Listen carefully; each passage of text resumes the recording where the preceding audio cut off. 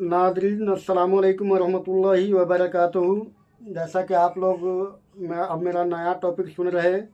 Topic number अव्वल आपने सुन लिया, हज़रत मालिक बिन दिनार अलैहिर्रहमा का वाक़िफ़ एक भाग मैंने आपको सुना दिया है, और दूसरा भाग मैं आपको ये सुना रहा हूँ कि आप तो का नाम मालिक थे, लेकिन दिनार बाद में कैसे नाम पड़ा, वो वाक़या समाप्त फरमाएँ।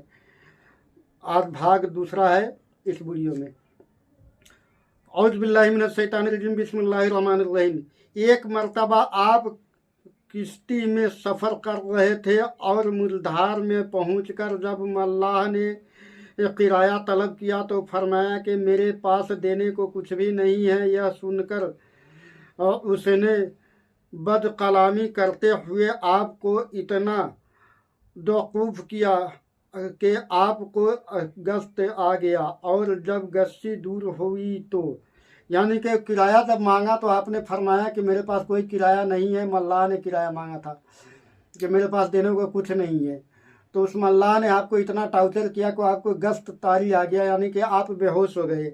और जब आप गश्त गसी से दूर हुए, यानी कि जब गसी आपका दूर हो गया, आप होश में आए हुए, तो मल्लाह ने दोबारा किराया तलब करते हुए कहा कि अगर तुमने किराया अदा किया तो नहीं किया तो दरिया में फेंक दूंगा।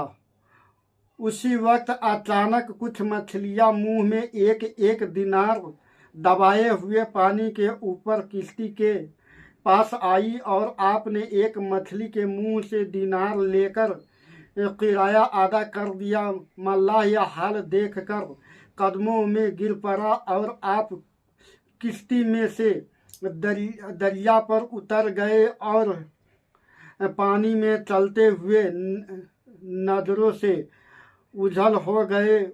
इसी वजह से लफ्ज़ दिनार आपके नाम का हिस्सा बन गया। तो हजरात, आप समझ गए होंगे कि आपको दिनार क्यों कहा जाता है। जैसा कि आपने सुना कि मल्लाह आपसे किराया मांगा, आपके पास देने के लिए कुछ नहीं था। मल्लाह ने आपको बहुत जदोकोप किया, आप कसीदारी में आ गए। फिर कसीदारी से जब आप होश में आते, फिर दोबारा उसने कहा कि अगर तुमने नहीं दिया किराया तो मैं तुम्हें पानी में फेंक दूंगा। फिर जो कई सारे मछली, बहुत सारे मछली दरिया में आ गए, मुंह में एक एक दिनार लेके, और वो दिनार आपने एक लेकर के उस मल्लाह को दे दिया। मल्लाह ने ये हाल देख करके और आपके कदम बोशी हुआ, मगर आप कुछ ना बोले। आप दरिया पे चलने लगे उतर के, और चलते चलते आप